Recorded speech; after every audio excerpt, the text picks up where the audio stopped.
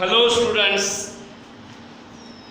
આના પહેલાના લેક્ચરની અંદર લાસ્ટ લેક્ચરની અંદર આપણે આગળના લેક્ચરની અંદર આપણે એસ બ્લોકની ચર્ચા કરી હતી, બરાબર? તો એસ બ્લોક કઈ રીતે મેળવી શકાય, તેનું જનરલ કોન્ફિગ્યુરેશન શું છે, તે કયા પ્રકારના તત્વો માટે તેની જનરલ ડેફિનિશન શું છે, આ બધાનો અભ્યાસ કર્યો હતો, બરાબર? તો મેં તમને ત્યારે બી કીધું this is the most important topic of ever chemistry student, એટલે કે દરેક પ્રકારના કેમિસ્ટ્રીના સ્ટુડન્ટો માટે, બરાબર, જે કેમિસ્ટ્રી ઇનઓર્ગેનિક ભણી રહ્યા છે, ઓર્ગેનિક ઇનઓર્ગેનિક કે કોઈ બી કેમિસ્ટ્રીની રિલેટેડ કોમ્પિટિટિવ એક્ઝામની તૈયારી કરી રહ્યા છે, તેના માટે મોસ્ટ ઇમ્પોર્ટન્ટ ટોપિક છે આ, બરાબર, એસ બ્લોક અને પી બ્લોક. તો તમે કોઈ બી વસ્તુ ભણો છો તો એની જનરલ માહિતી હોવી જરૂરી છે. તો આપણે શું ભણી રહ્યા છીએ? જનરલ માહિતી. આપણે એક લેવલ પાયો ભણી રહ્યા છીએ, બરાબર? કહેવાય છે કે પાયા વગરની ઇમારત, પાયો મજબૂત ના હોય તો ઇમારત મજબૂત બને નહીં, ગમે ત્યારે ભૂકંપ આવે અને ગમે ત્યારે પડી જાય, બરાબર?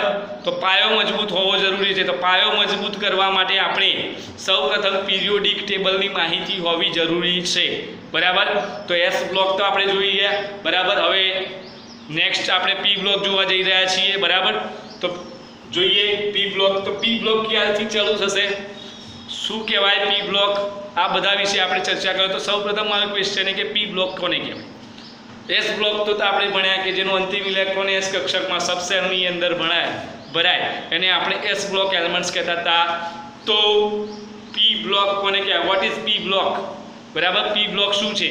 તો પી બ્લોકનો સિમ્પલ મારે અર્થ કાઢવો એસ બ્લોકની જેમ, તો જેનો અંતિમ ઇલેક્ટ્રોન પી કક્ષાની અંદર, જે તત્વનો અંતિમ ઇલેક્ટ્રોન પી સબસેલની અંદર દાખલ થતો હોય તેને શું કહીશું આપણે? પી બ્લોક એલિમેન્ટ્સ. ઓકે, પી બ્લોક એલિમેન્ટ્સ. તો આપણે સૌથી વધુ મહત્વની વસ્તુ અહીંયા એ છે પી બ્લોકની અંદર કે પી બ્લોકની અંદર 3 ટાઈપ્સ ઓફ એલિમેન્ટ્સ આવેલા છે, કે 3 પ્રકારના તત્વો આવેલા છે: metal, metalloids and non metal.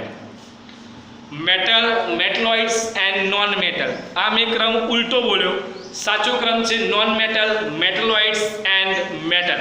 એટલે કે ઉપર તરફ નોન મેટલ, સેન્ટરમાં મેટલોઇડ્સ એન્ડ નીચે તળિયે શું આવશે? મેટલ, બરાબર? તો આ પી બ્લોક જ એવું તત્વનો બ્લોક છે કે જેની અંદર 3 પ્રકારના તત્વો આવેલા છે, બરાબર? તો જોઈશું આપણે પહેલા એની જનરલ ઇલેક્ટ્રો કોન્ફિગ્યુરેશન ને એ બધું જોતા પહેલા આપણે પી બ્લોક કયા ક્યાંથી શરૂ થાય અને ક્યાં આવશે? તો સમૂહ ગ્રુપ 13 થી લઈ ગ્રુપ 18 સુધીના દરેક તત્વોને પી વિભાગના તત્વો કહેવાય. તો આપણે અહીંયા ગ્રુપ 13 જોઈએ, 13 થી ચાલુ થશે પી બ્લોક. તો આપણે તમે એવું કહ્યું કે સાહેબ સમૂહ 1 સર 1 અને 2 એસ બ્લોક હતા, તો એના પછી પી બ્લોકના સમૂહ 3 થી ચાલુ થવો જોઈએ? તો ના, કારણ કે સમૂહ 3 ની અંદર શું છે?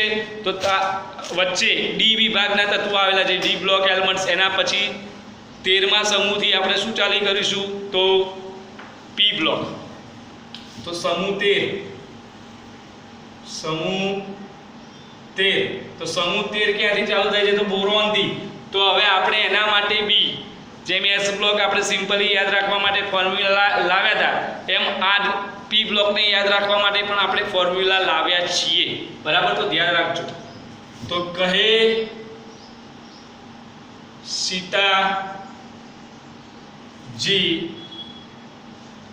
સીતાજી સુનો પ્રભુ. કહે સીતાજી સુનો પ્રભુ. સીતાજી કહે છે પ્રભુ સુનો, બરાબર? આના રીતે આપણે કઈ રીતે એલિમેન્ટ્સ ને યાદ રાખીશું? તો જુઓ, કહે એટલે કાર્બન સી, પછી સીતા એટલે Si silicon, Ge germanium, Sn tin, પ્રભુ Pb લેડ. એટલે કે કાર્બન, સિલિકોન, જર્મેનિયમ, ટીન અને લેડ, બરાબર? કહે સીતાજી સુનો પ્રભુ. કહે સીતાજી સુનો પ્રભુ, કાર્બન, સિલિકોન, જર્મેનિયમ, ટીન અને લેડ. હવે નેક્સ્ટ ક્વેશ્ચન શું આનો કે આપણે આનું પહેલા તો આપણે પિરિયોડિક ટેબલ આખું લખી નાખીએ. ચલો, પછી કે પરમાણુ ક્રમાંક લખી દઈએ. ચલો, તો કાર્બનનો પરમાણુ ક્રમાંક તમને યાદ છે કે Z = 6.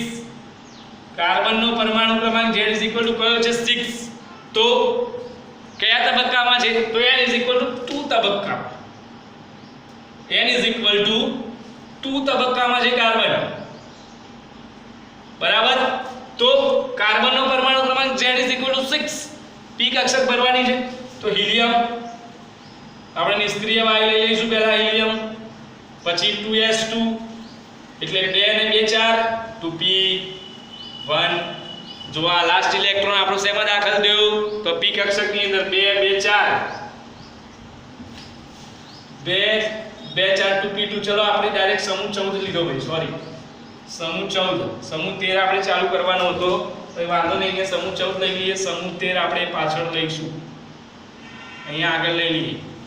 બરાબર. તો સમૂહ 13 ની અંદર બોરોન આવશે, બોરોન થી ચાલુ થશે સમૂહ 14. આ સમૂહ 13. તો સમૂહ 13, તો સમૂહ 13 ક્યાંથી ચાલુ થશે? તો સમૂહ 13 આપણો ચાલુ થશે બોરોન થી. ક્યાંથી? બોરોન થી. સમૂહ 13 આપણો ચાલુ થશે બોરોન થી. બરાબર. તો એને આપણે કઈ રીતે યાદ રાખીશું? તો સમૂહ 13, તો બોરોન એટલે બેગન, આલુ, ગાજર, ઈન, થેલા. એટલે કે મારી થેલીની અંદર રીંગણા, બટેકા, ગાજર અને શેમાં છે આવ્યું? થેલીમાં. મારા થેલામાં આટલી વસ્તુ છે. બરાબર. રિયલમાં છે નહીં, આપણે યાદ રાખવા માટે ભણીએ છીએ. તો બેગન મીન્સ કે બી, પછી AL આલુ, GA ગાજર, IN ઇન થેલા, TL એટલે કે બોરોન, એલ્યુમિનિયમ, ગેલિયમ, ઇન્ડિયમ અને thallium. Boron, aluminium, gallium, indium અને થેલિયમ. N = 2 તબક્કો. N = 2. તો પરમાણુ ક્રમાંક Z = 5. કોનો? તો બોરોનનો. ઇલેક્ટ્રોન રચના હિલિયમ, પછી 2s2 એટલે 2 અને 2 4 2p1 5 થઈ ગયા. અંતિમ ઇલેક્ટ્રોન લાસ્ટ p1 માં આવી ગયો.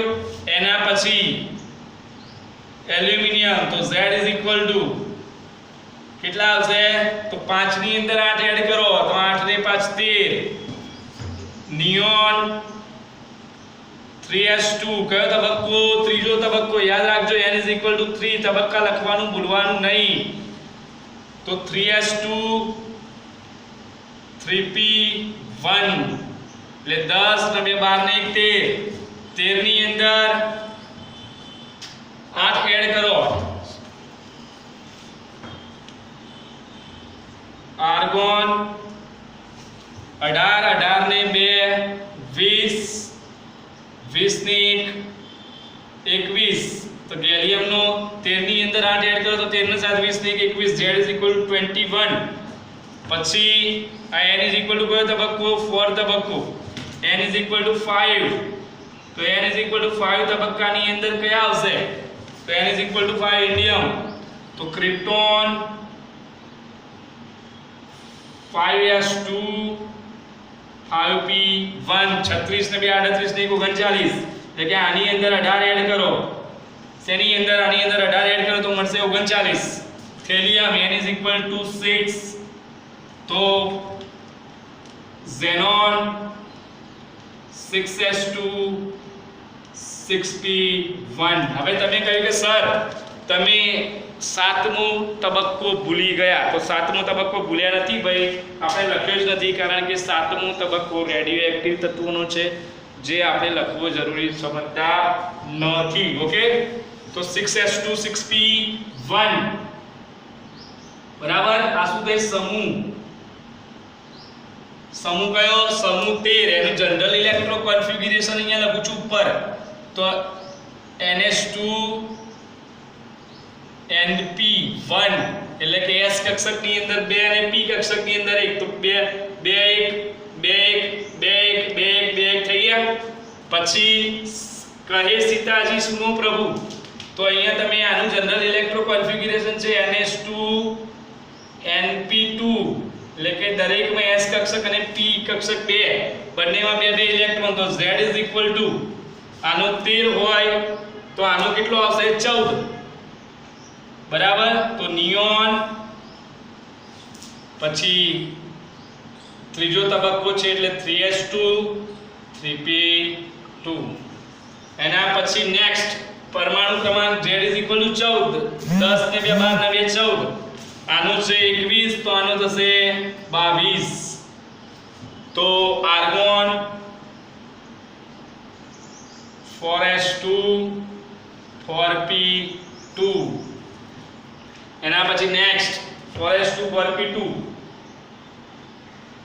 એના પછી નેક્સ્ટ કયો છે તો ટીન, તો ટીન નો 40, તો Z 40, ક્રિપ્ટોન 36, 5s2 5p2, એટલે 36 ને 2 38 ને 2 40, Z 6. તો તબક્કો કેટલો આવશે Z પરમાણુ ક્રમાંક અહીંયા 54 ને 2 56, 56 ને 2 58, Z 58 58, 32 એડ કરો, બરાબર. 54 ને 2 56 1 57 છે આનો, બરાબર. તો આનો થશે 58. તો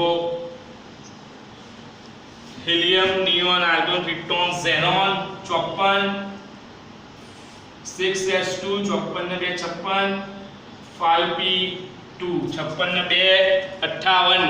કઈ સીતાજીસનું કો કાર્બન, સિલિકોન, જર્મેનિયમ, ટીન અને લેડ, બરાબર. કઈ જનરલ ઇલેક્ટ્રો કોન્ફિગ્યુરેશન કયું તો NS2 NP2, 2s2 2p2, 3s2 3p2, 4s2 4p2, 5s2 5p2, 6s2 6p2. આ કયા સમૂહની ઇલેક્ટ્રોન રચના જોઈએ આપણે તો સમૂહ 14 ની ઇલેક્ટ્રોન રચના. એના પછી નેક્સ્ટ કયો સમૂહ 15. સમૂહ 15 એનું જનરલ ઇલેક્ટ્રો કોન્ફિગ્યુરેશન તો NS2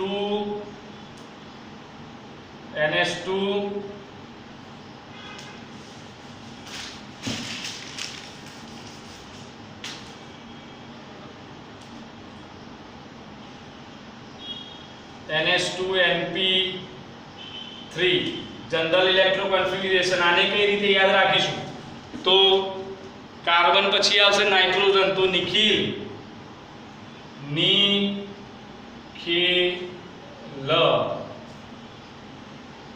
pass, Nikhil pass,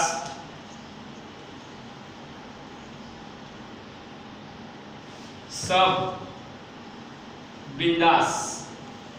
Nikhil pass તો બિંદાસ બધા ગયા, બરાબર. નિખિલ પાસ સબ બિંદાસ. નિખિલ મીન્સ નાઇટ્રોજન, પા એટલે phosphorus, sulphur, phosphorus, arsenic,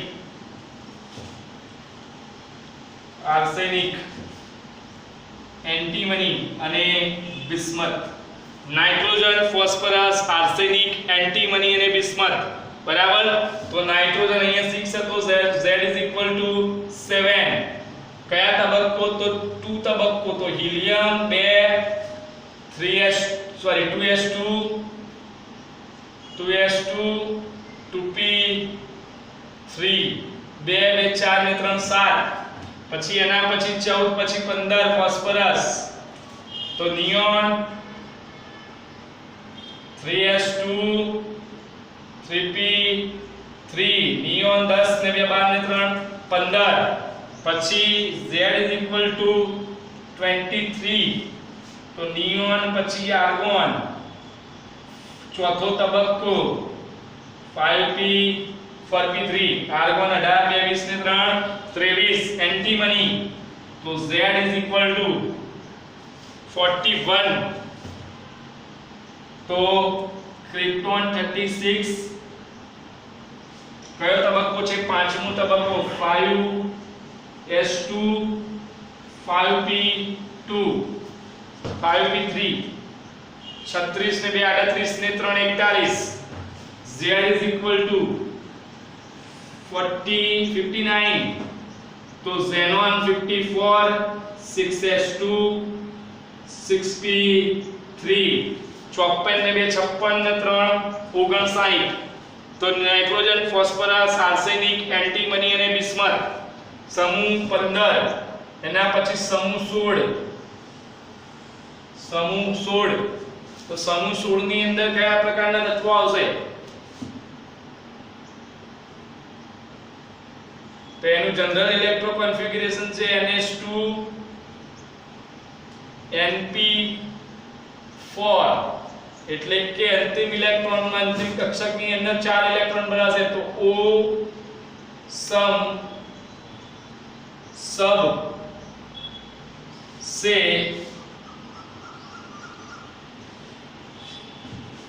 P2, ઓસમ सबसे P2 એટલે ઓક્સિજન, સલ્ફર, સેલેનિયમ, ટેલેરિયમ અને પોલોનિયમ. ઓક્સિજન, સલ્ફર, સેલેનિયમ, ટેલેરિયમ અને પોલોનિયમ.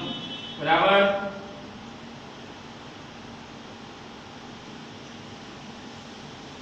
ઓક્સિજન, સલ્ફર, સેલેનિયમ, ટેલેરિયમ અને પોલોનિયમ. PO એટલે polonium. Oxygen Z is equal to 7, તો ઓક્સિજન 8. બરાબર. Helium 2s2 2p4, 2s2 2p4. એ જ રીતે Z is equal to 16 60, neon 3s2 3p4, એના પછી સેલેનિયમ, તો Z is equal to 24, તો carbon 4s2 4p4, ટેલેનિયમ Z is equal to 42, તો krypton 5s2 5p4, polonium Z is equal to 60, तो xenon 54 6s2 6p4, 56 ને 56 ને 4 60, તો સમૂહ 16 ના કયા? Oxygen, sulphur, selenium, tellurium, polonium. બરાબર. આ જ રીતે હવે સમૂહ 17 અને સમૂહ 18 જે એકદમ ઈઝી છે એ તમને હું આપું છું. બરાબર. તમને ઘેર તમારે ટ્રાય કરવાનો. હું તમને કહી દઉં છું સમૂહ 17 ના કયા તત્વો. તો સમૂહ 17 ની જ્યારે ફૂલ કલિયા બહાર આવી હતી, ફ્લોરિન, ક્લોરિન, બ્રોમિન, આયોડિન અને એટેસ્ટેનિયમ. ફૂલ કલિયા બહાર આવી હતી, ફ્લોરિન, ક્લોરિન, બ્રોમિન, આયોડિન અને એટેસ્ટેનિયમ. એટલે કે 9 17 25 43 અને 61 61. બરાબર. એ જ પ્રમાણે સમૂહ 18 હિના નીના. હિના હાઇડ્રોજનની ઉપર, હાઇડ્રોજનની જેમ હિલિયમને પણ કોઈ તત્વમાં સ્થાન મળ્યું નથી, એટલે સમૂહ 18 ના ટોચ ઉપર એને મૂક્યો છે. હિના નીના ઓર કરીના કી ઝેરોક્સ રાની. હિના નીના ઓર કરીના કી xerox Rani. Helium, neon, argon, krypton, xenon અને રેનોન. બરાબર. ક્રમશઃ 8 8 18 18 32 પ્રમાણે એડ કરતું જવાનું અને સબ સેલની અંદર ઇલેક્ટ્રોન એડ કરતું જવાનું, જેથી આપણને મળશે પી બ્લોકના સમૂહ 13 થી લઈ સમૂહ 18 સુધીના એવરી એલિમેન્ટ્સ. બરાબર. તો આ આપણું એસ બ્લોક અને પી બ્લોકનું આપણે પિરિયોડિક ટેબલ કમ્પ્લીટ કર્યું છે. બરાબર. તો એનું જનરલ ડેફિનેશન હું તમને કહી દઉં. પી બ્લોક કોને કહેવાય? તો અહીંયા જુઓ, દરેક ઇલેક્ટ્રોન પીમાં ભરાય છે. સબસેલ, અંતિમ સબસેલ પી કક્ષકમાં ભરાય છે. બરાબર. તેથી આને શું કહેવાય? પી બ્લોક એલિમેન્ટ્સ. તો આવા ઘણા બધા વિડીયો હજુ પી બ્લોકના બાકી છે મિત્રો. બરાબર. આવા વિડીયો જોવા માટે તમે મારી YouTube channel Bhargav Parmar bright tuition ક્લાસીસને સબસ્ક્રાઇબ કરી, શેર કરી, લાઈક કરી તમે જોઈ શકો છો અને બીજાને પણ હેલ્પ કરી શકો છો આ વિડીયો જોવા માટે. Thank you very much.